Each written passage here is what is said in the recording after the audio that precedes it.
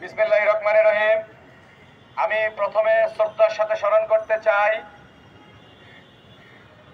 যে ছাত্র জনতা এই স্বৈরা শাসন পতন আন্দোলনে শহীদ হয়েছে, তাদেরকে আমি শ্রদ্ধার সাথে স্মরণ করতে চাই।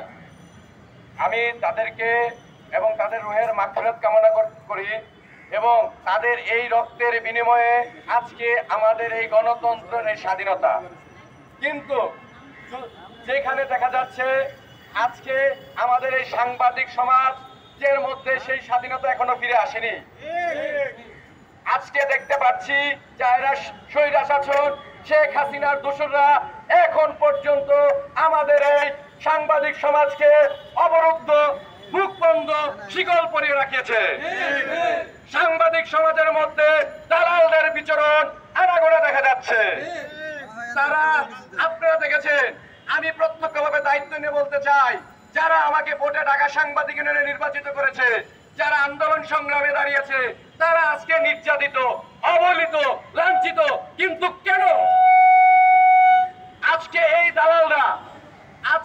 দালালরা তাদেরকে এবং আমাদেরকে সহ কোণঠাসা করে রেখেছে? এর প্রতিকার কি? আমি তাদেরকে স্পষ্ট ভাষায় বলে দিতে চাই, হয় দালালি ছাড়েন, নয় ভালো হয়ে যান। এর পরিণতি কিন্তু ভালো হবে না। ছাত্র সমাজরা দেখিয়ে দিয়েছে কিভাবে আন্দোলন করতে হয়, কিভাবে স্বাধীনতা ফিরিয়ে আনতে হয়। আমাদেরকে বাধ্য করবেন না। আমরা এই ঢাকা সাংবাদিক ইউনিয়নের সদস্য যারা সরকার পতন আন্দোলনের সাথে একতা প্রকাশ করে রাস্তায় আন্দোলন সংগ্রাম করেছি, আজকে তাদেরকে আপনারা কোণঠাসা করে জাতীয় প্রেস ক্লাবের সদস্যপদ না দিয়ে আপনারা যেই স্বৈরা শাসনের পক্ষ নিয়েছেন তাদেরকে আমরা প্রতিহত করব। প্রয়োজনে এই প্রেস ক্লাব থেকে তাদেরকে আমরা অবঞ্চিত করব। ঢাকা সাংবাদিক ইউনিয়নের আমি আহ্বান জানাচ্ছি, যারা নির্বাচিত নেতা আছেন, আমার প্রেসিডেন্ট, সেক্রেটারি, আমাদের এই আন্দোলনকে সংহতি প্রকাশ করে আপনারা সাংবাদিক সমাজের কাতারে চলে আসুন। তাহলে আপনারাও সেই দালালের ভূমিকায় থাকবেন। আমাদেরকে বাধ্য করবেন না, আমাদেরকে বাধ্য করবেন না। আমরা বলে দিচ্ছি, আমরা কিন্তু এই স্বৈরা শাসনের আন্দোলনে আমি গুলি খেয়েছি, মার খেয়েছি, কিন্তু রাজপথ ছাড়ি নাই। প্রয়োজন বোধে আরেকটি আন্দোলন হবে, এই আন্দোলনের সূত্রপাত হবে।